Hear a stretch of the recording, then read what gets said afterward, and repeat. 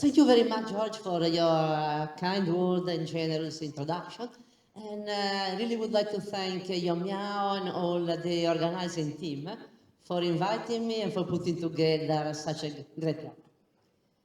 Then I apologize for my kind of primitive old-fashioned slides. Yesterday I was really impressed. This is a joint work with two previous students of myself, many years ago. Jack Foster, who is in Bay Business School, the old class, and Daniel Goodnet at Goethe University. The title is slightly changed. I mean, it used to be the same paper, but the focus moved a little bit over time. Now, then macroeconomic forecasting, a lot of us want to predict a macro variable. We typically have a very large data set. Like example are the Stock and Watson data set for factor construction, the JASA JBES 2002, and more recently the FRED, the Federal Reserve Bank of St. Louis monthly series by Ben Krakenich. Now, this is a data set between 130, 150 series, and typically you to use, like say, up to 3-4 legs. So it's quite easy to arrive in math observation to arrive in situation in which the number of potential regressors can be larger than the total sample size. So the number of regressors is larger than T. And now we know that there are two main general approaches. One, if we think that most of regressors have some predictive power, a good proportion of predictive power, now the standard approach is to do data reduction like unsupervised sometimes, like principal component factor, and then to use a factor augmented model. In this situation, predictive evaluation proceeds as usual. We are comparing model augmenting with factors, and under quite mild condition, factor estimation error doesn't matter. On the other hand, we might have a situation in which we think that only a tiny proportion, a tiny fraction of data might have some predictive content. And in this case, we want to eliminate or to shrink predictors that are basically useless. And so in this case, the approach is to use penalized regression. I mean, the lasso is, lasso, I always call lasso, is the most common. Then we have elastic net and ridge. And the idea is that we can both shrink to zero or shrink useless parameters. And recently there have been several papers that compare prediction based on penalized regression using standard predictive evaluation tests like Dibble-Mariano test. Now what people do, I mean, Dibble-Mariano is like a t-test. They construct a t-test and they compare with plus minus 1.96.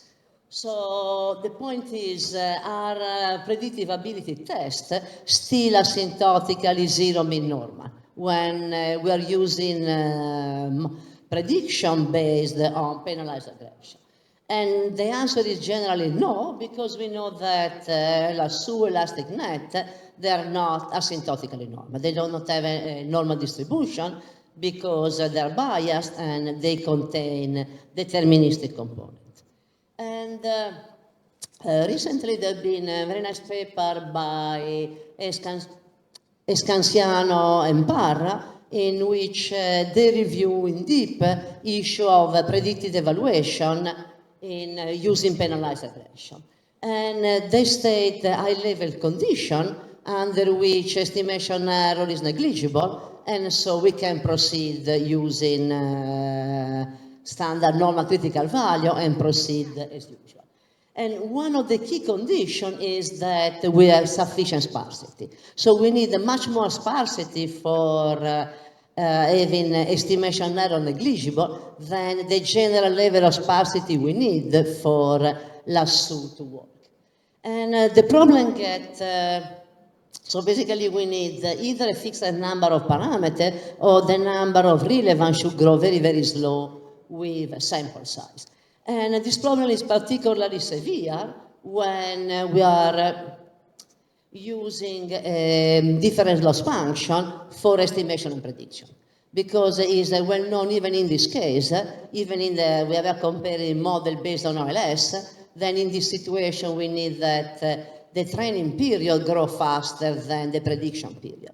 And in the presence of high dimensional, the degree of sparsity is very stringent. So basically, if you don't have sparsity, the prediction period should grow so slow, then basically test won't have any power.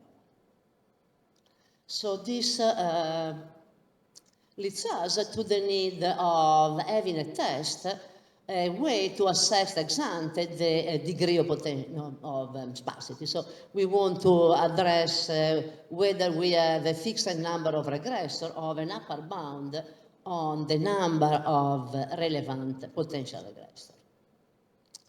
And so the focus on this paper is to have a test for null hypothesis of sparsity. And we see there will be more null of exact sparsity.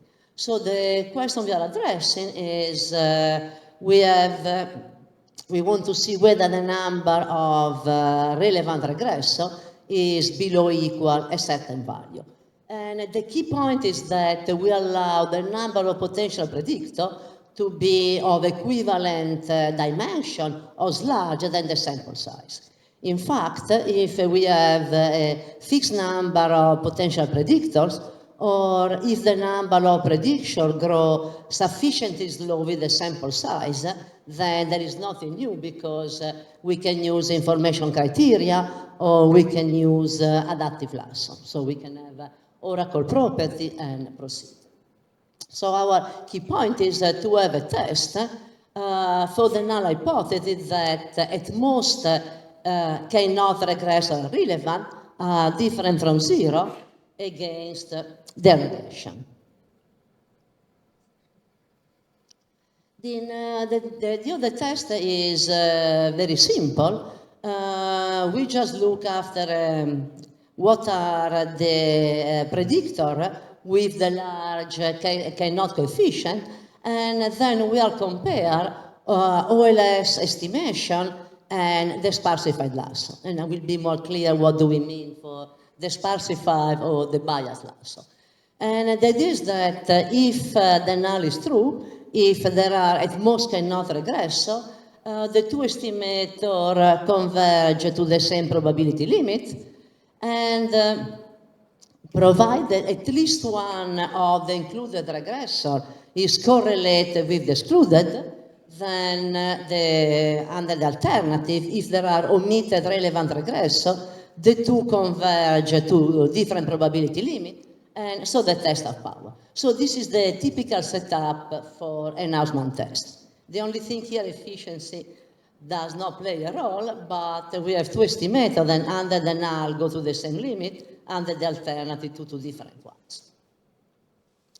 In particular, the covariance between the sparsified lasso and OLS is quite intricate, not pleasant to estimate, and more importantly, might be close to singular. In particular, if the degree of correlation among a relevant variable is small, the two estimators are quite close, and the covariance can be close to singular. And to avoid this issue, we will use non-pivotal statistic, and we will rely on bootstrap-based critical value. And a key issue is that for having a test with power, we need that at least one relevant regressor is correlated with the omitted one, under the alternative. Now, in most macroeconomic data set, this is the case. We have a lot of correlation among regressors, but we won't allow also for the possibility that the excluded relevant regressor are not correlated with the included, and so for having power, we add some artificial correlation. So we have a modified version of the power that, modified version of the test that has a power regardless whether the omitted relevant regressor are correlated with the included. And importantly, the outcome of the test tells us that there are at most, say, 10, 20 relevant regressor, and also we know that the set of relevant is the subset of this Keynote regressor. So the outcome is that we know we have an upper bound for the number of regressor and an upper bound for the potentially relevant regressor. And of course, if we do not reject, we are happy. We know, okay, we don't have more than 10. Then we decide what to do. But if we reject, it's not clear how to proceed. So we also have a sequential rule, and we'll go through. Importantly, we are able to control the overall size. So even if we have a sequential rule, we do not have a side distortion. The empirical illustration, we revisit the Giannone, Lenz, and Primiceri econometrica paper from a frequency perspective. And in particular, we are much more in favor of sparsity in macroeconomic data forecasting rather than what they find.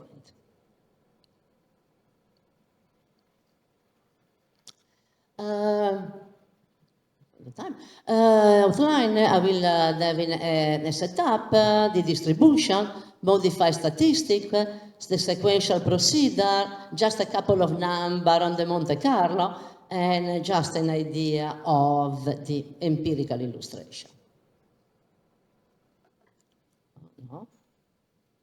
I apologize for the small size. Now, the main thing, we start from a linear model with n possible regressor. And again, I repeat, the crucial point is that we allow n for being larger than t, because for n fixed or growing slow with t, there are many ways of addressing this issue. And we denote by beta dagger is the vector of the element. Now, this model can be misspecified, can be, I mean, the true DGP might be have some nonlinear component, but we are really thinking in terms of this pseudo parameter. And then we define the beta star as the vector of coefficient that are not zero. So the beta star is the vector of beta that are larger than zero. And in particular, then, here we are dealing with what we call exact sparsity because we are taking the zero norm. We are just counting the number of parameters that are larger than zero. So K-naught is where that the total number of parameters larger than zero cannot be larger than K-naught.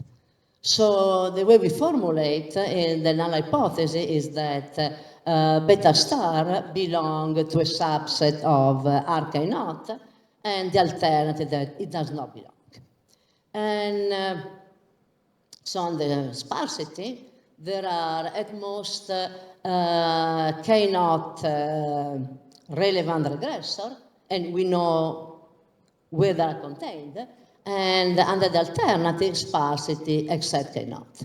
And again, this is a test for exact sparsity as the null is formulated in terms of non-zero parameters. So we are looking at a relatively small number of non-zero parameters rather than a very, very large number of small parameters.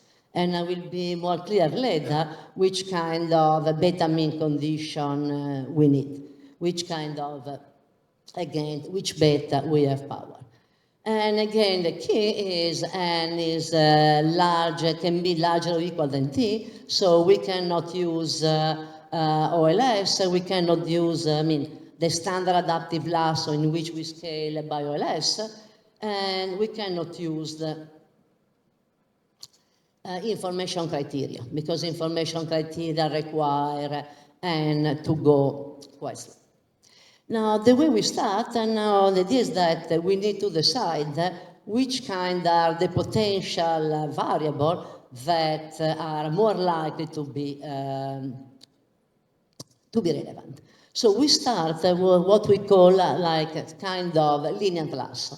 So we have a lasso in which the penalization go to infinity just a little bit slower than square root t. So in this first round of lasso, we do not care about to be close to an oracle variable selection property, but we just want to be sure to select enough parameters. So basically it's like doing AIC. We want to be sure we select enough.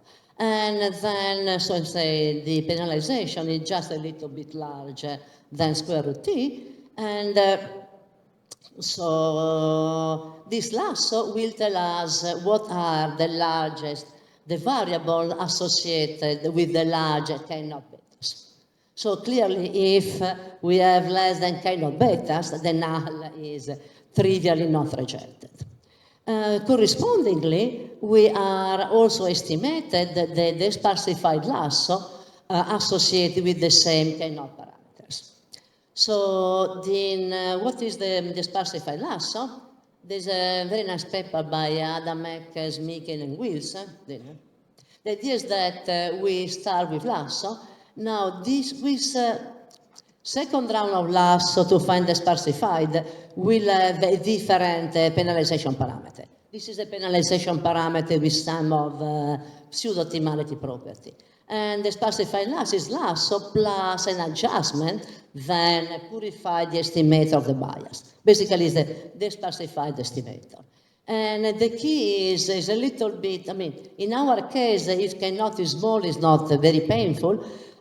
The cost of the sparsified lasso is that to purify the estimator from the bias, we need to do the so-called node-wise regression. So basically, we take any variable and regress on all the other variables. This gives this matrix, and the other component is for this lambda, we are following their adaptive procedure, and then we have this tau that they're basically the residual from the node-wise regression. And we can see here then if all gamma are 0, so the gamma hat are close to 0, basically the matrix will be like x prime x minus 1. So the issue is that if we have a 0 correlation among all variables, so if all variables are uncorrelated, then we have a singular covariance, because the variance, basically the variance of the sparsified lasso collapse to the OLS variance. So and then this is so we are collecting the Keynote element from the sparsified lasso, and then we just construct the OLS estimator with this Keynote variable. And heuristically, we say under H naught, and there are not omitted variables, so they are both consistent to the same pseudo-true parameters, and under scale by square root t, they converge in distribution. And again, under the alternative, they will go to different probability limit, provided there is a non-zero correlation between one on the omitted and at least one on the omitted included. Because the power is given basically by the correlation between the included variable and the excluded variable at the error. It's the same logic of any Hausmann test. So the natural statistics will be a standard Hausmann test comparing the difference between the two. And as I said, the issue here is that the estimator of sigma, in addition to be a little bit time-consuming, is in a lot of situations, sigma hat that can be close to singular, without correlation. So we want to avoid the estimation of sigma hat, so we start using either a Kramer von Miesen type statistic. We take the sum of the square difference, or a Kolmogorov type.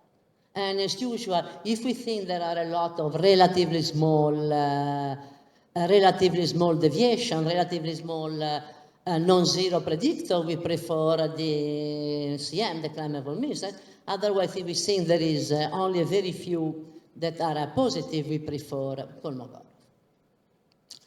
And as I mentioned, Clearly we are taking the statistic of a functional, the statistic of, you see here, for example, it is a maximum. Doesn't matter. So, for example, even if the parameter, the key piece is asymptotically normal, the maximum is not normal. So we are using bootstrap critical value. Now, for the sparsify lasso, people typically use kind of wild bootstrap, parametric bootstrap. We don't want to use because we want to allow for dependent error and potential misspecification. So we are using an expansion provided Adam et al. We are using an expansion for the adaptive lasso. This matrix of V is basically the matrix of the residual for all the node-wise regression. And given this expansion, is the bootstrap statistic is very easy to compute. Now for the OLS, we estimate the variance, the variance of the design matrix, and we estimate the gamma, the matrix of the biasing matrix and the DL. And R is just the selection matrix. Then we generate the OLS residual and the sparsified residual. And the limiting distribution of the sparsified is driven by this W, which is the product of the error U and all the sparsified residuals. So this is very simple. Now we are just drawing blocks of epsilon hat and blocks of WT. So it's a standard block bootstrap. And we construct the bootstrap analog on the OLS. Now OLS is an estimator, so the expectation of the score is close enough to 0, why we need to recenter the DL estimator. And correspondingly, we are constructed the bootstrap analog of the two statistics. Now, and then as usual, we are repeating the step until we construct the critical value of the empirical bootstrap limiting distribution. Now, assumption, I don't want to go through. We need, this can be probably released. We are using strictly stationary, some absolute continuity of measure, mixing. We have some moments to be bounded. And then there are some, this is a little bit stronger, then. We want the parameter space to be comped. So under the null is trivial. Under the alternative, we still need some degree of sparseness. Less than under the null, but we cannot have, let's say, n bounded away from 0 estimator. And then we need some condition on the eigenvalue of the x prime x matrix. This is the standard condition I don't want to use. And as I said, one other assumption we need some beta mean condition. We cannot allow we are not able to distinguish non-zero parameters that are going to 0 too fast. So we need to require that any parameter, any parameter coefficient which is not 0 is larger than, this is lambda t is the penalization, lambda t over t is time slow function. And this lambda t, m is the number of moments, forget. Basically this lambda t is something that should go to infinity faster than square root t and slower than t to the 3/4. And under this condition, then we have that the bootstrap critical value provide the test with exact asymptotic size alpha if there is a little, at least some correlation, at least two of the relevant regressors are correlated. Sorry, not the relevant, at least two regressors are correlated. And why? Because we've seen that if all the regressors are uncorrelated, the asymptotic variance is singular, and so the statistic is vanishing to 0. In fact, if there is a 0 correlation across all variables, we have an upper bound. And the reason is that because of we are going in block bootstrap, because the block size is going to infinity, the bootstrap statistic is going to 0 slower than the actual statistic, and so basically we have a test with size 0, but we can still control. And under the alternative, again, provided at least one of the omitted regressor is correlated with at least one of the included, we have a test with size 1. Now, this is the condition. Of course, for example, in the empirical illustration we have, it's quite clear that in data set like Stock and Watson, McCracken and NG, there's a lot of correlation. But we want to have a general approach. So then we will see later how to ensure to have power even we don't have any correlation. Now, under the alternative, we might have exact sparsity but more regressor, or we can have a situation in which we have a large number of small correlations. And this situation, we see that the Pitman drift here is done by 2 components. Well, one component is delta, is the actual coefficient, but if we have 0 correlation between the included and the excluded, we are not able to have in power. So the Pitman drift is a combination of correlation between excluded and included and the betas. So, you cannot see the time. So the idea is that we want to ensure power, so what we are doing, we are imposing some artificial correlation. And the way we take, let's suppose, before we are choosing the false Keynote variable, now let's say we take an average of further variable from Keynote plus 1 to K. This is clearly here in practice we need to decide. And then we perturbate the regressor. Now BT is a sequence that is going to 0 slower than square root t, but faster than t to the 1/4.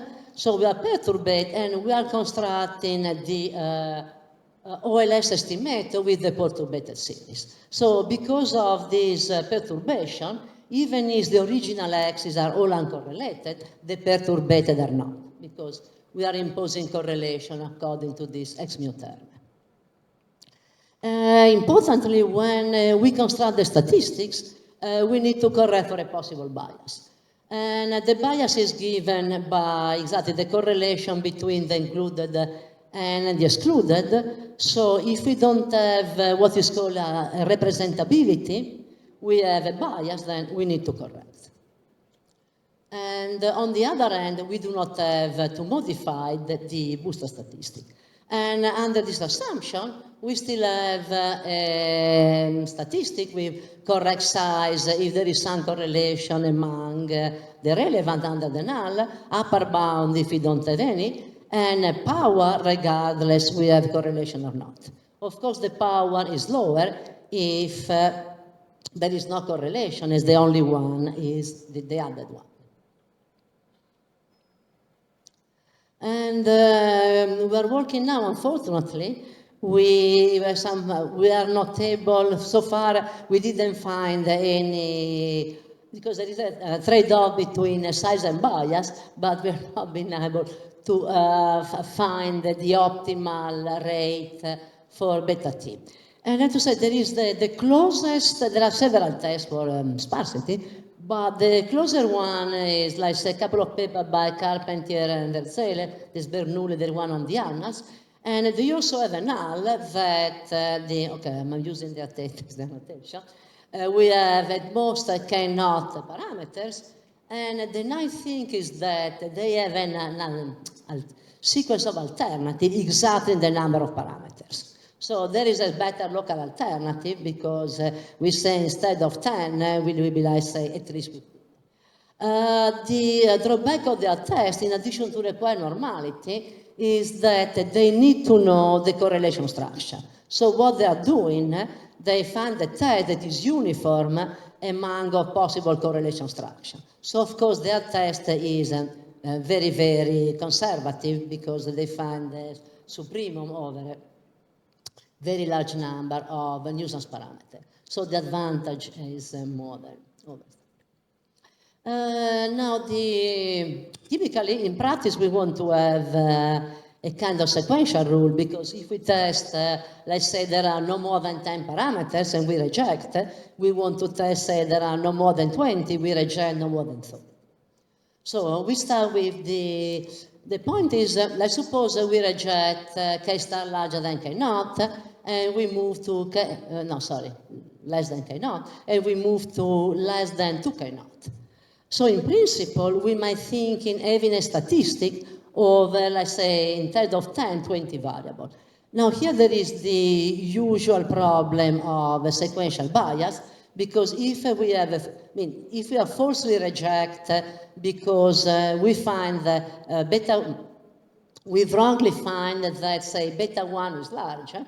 Now, if we keep repeating the statistic, we keep rejecting. So if the false rejection is due to beta 1, then when we test less than 20, less than 30, less than 50, we will never stop to reject. So we have a severe sequential bias distortion.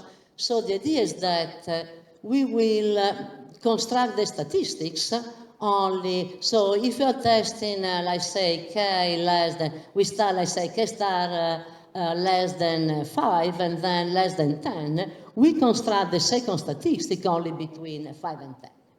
So in this way, we avoid a sequential bias, because if we wrongly reject one of the previous null, this won't have an effect on the success of this test. Okay, right? No, I'm sitting here.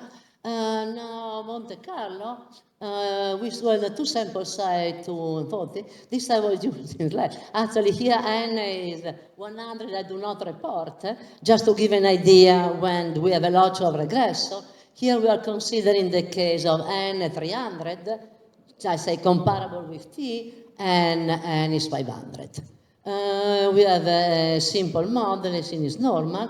We want to allow some time series, some dependence in the regression. We should try more. And we consider different degree of correlation. So with the top list matrix, we have a correlation rho I minus j between regression. So if rho is 0, we have the case in which we have singularity, because we have 0 correlation. And when we generate, we want the variance to be correlated with the signal. Now, I'm saying the false lasso to decide the number, let's say K naught, we just say T to the lambda T over T to 5, and the other lasso choose an adaptively, like in the Adamac paper. Now, for example, for T400 and N300, and let's say block length of 4, here actually the dependence in the X is no more than 0.5, so we don't need a very large block length.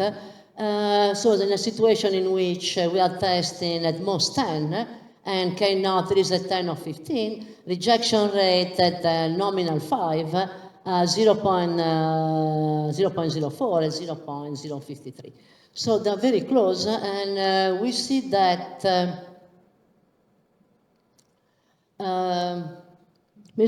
we are, the size is increasing a little bit when K naught is larger, because we have more parameters.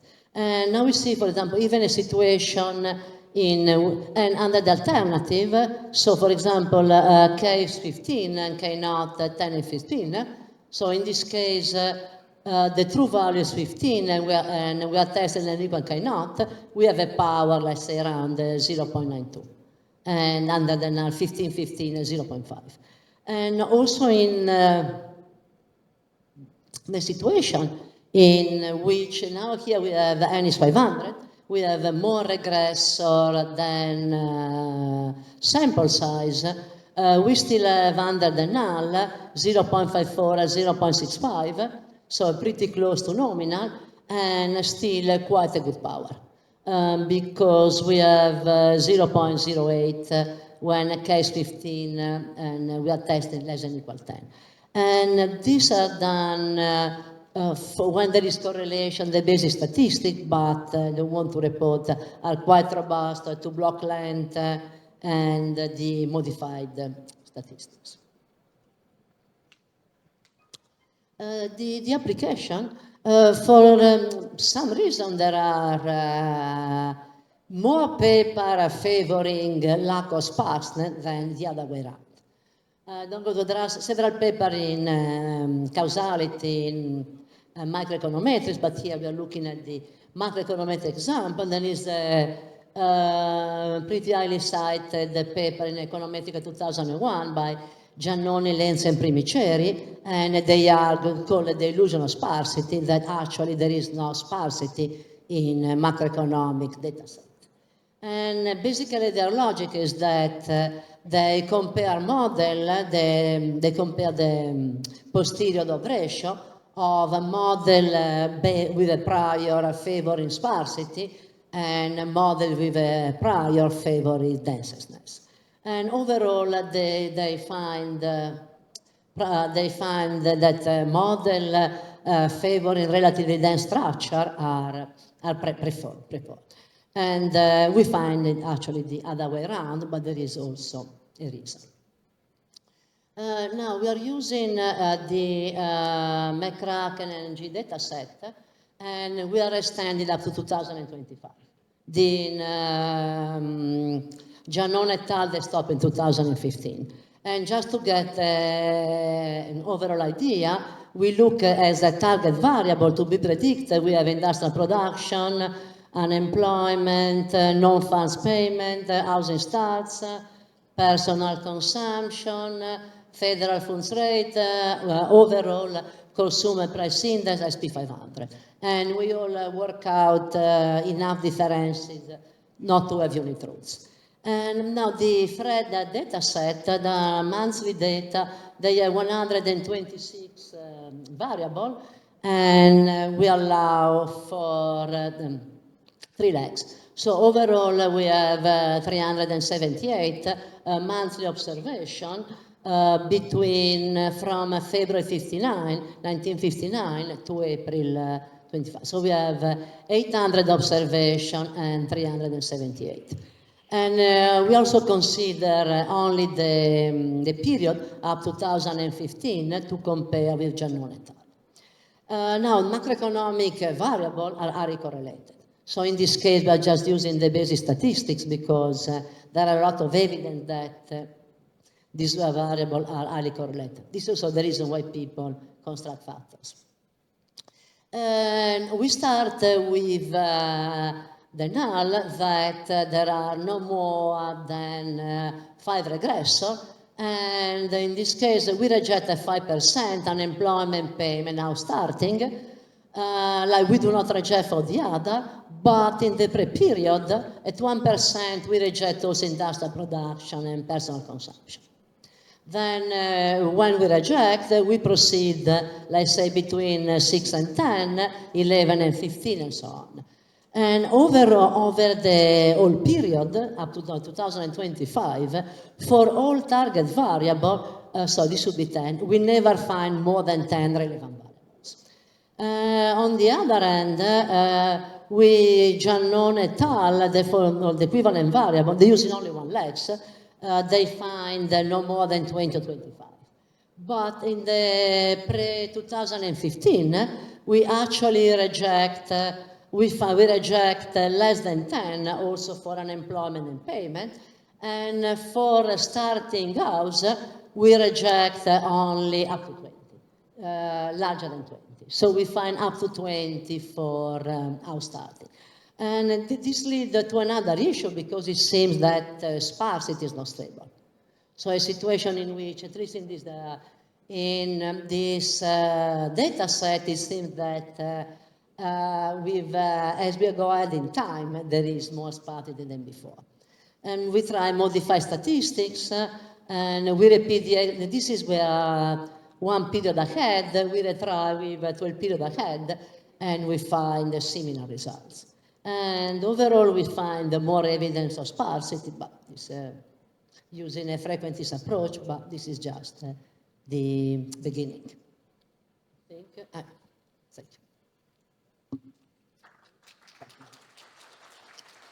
Thank you, Valentina. We've got about 10 minutes for questions. Questions? I somehow knew Yong Miao was going to put his hand up first. There you go. Thank you, John. Valentina, I had a question. So when you motivate the use of the block bootstrap, you say the variance covariance metric between the two beta estimator is close to singular if it is high dimension.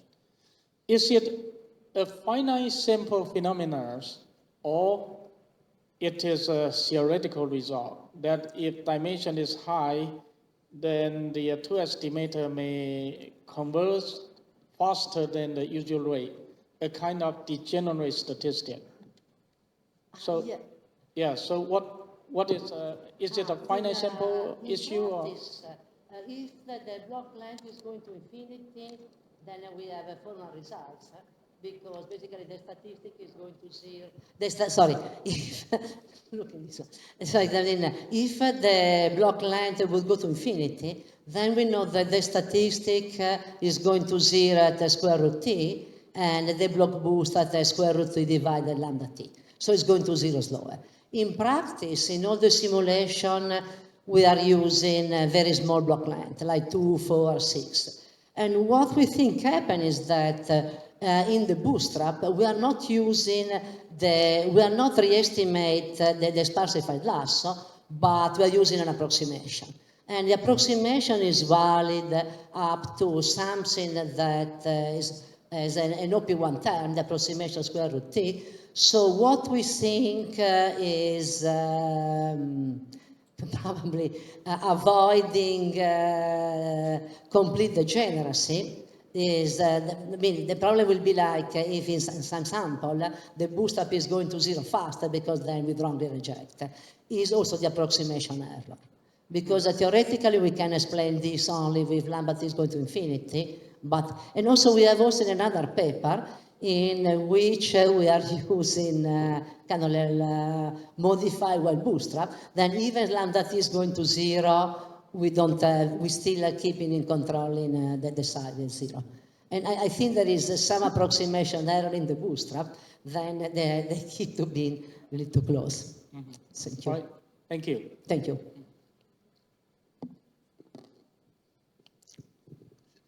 Thank you, Valentina, for a very interesting talk and very challenging, I think. The number of non-zero parameters K0, can you assume them to be dependent on sample size and increase? This is a very good point. In principle, yes, because we can estimate. Basically, there are all the work by Pothon and other. We can estimate OLS provided n is larger than t. So in principle, we can. In practice, we don't want to do, because if we want to have, because basically if we let k increase with t, basically we don't have a null, but we have just a sequence of null. So we were a bit confused in testing a sequence of null against a sequence of local alternative. And so we were addressing this for a while. So one thing is then if we want to have one null, we need to have fixed. Like whether a little bit I have a problem in define the local alternative, and the other is in practice the test look like more useful if we go like 10, 20, 30 rather than estimate going with t. Then of course whether like 60 is fixed or going to infinity is but we actually try, and there were some practical and some kind of logical issue. Thank you. So the second point, the instability of sparsity. So it seems that, we go to the world of time varying parameters. So how should we think in that case? If parameters depend on time, so then sometimes they may become zero, and we got this unstable sparsity. No, this is a very good point. In fact, all the results we state require a beta mean condition. So we require that the parameter either is zero, but if it's not zero, the parameter has to be larger than something like lambda t divided square root t, something that I mean, it depends on lambda. Like say if a little bit larger than square root t. So our local alternative is we have less power against like square root t. But for example, if we have a bunch of betas that are like say t to the minus 2/3, that's it. We can have like say t parameter, t to the minus 2/3, we don't have power. And then what I said, we don't know exactly what is going on. This is one limit because we really need this beta condition. Thank you. Beta mean. Excellent. Nikos, coming to you.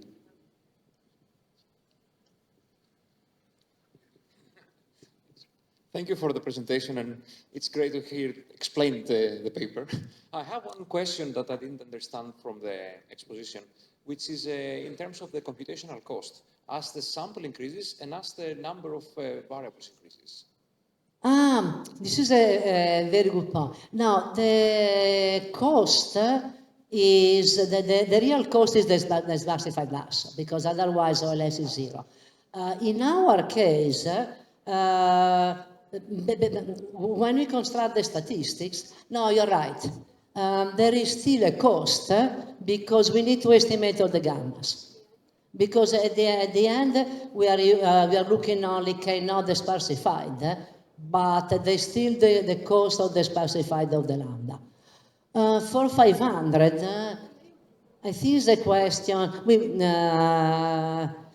We didn't put a huge, it was working like in 2 or 3 minutes. I mean, the empirical is working, and then for booster we were using this like VARP, the one like White and Giacomini and other, so you do only one booster replication. Excellent, thank you very much. I think we'll wrap it up here. Please join me in thanking Valentina again. The next session starts at 9:40, so you've got about 15 minutes.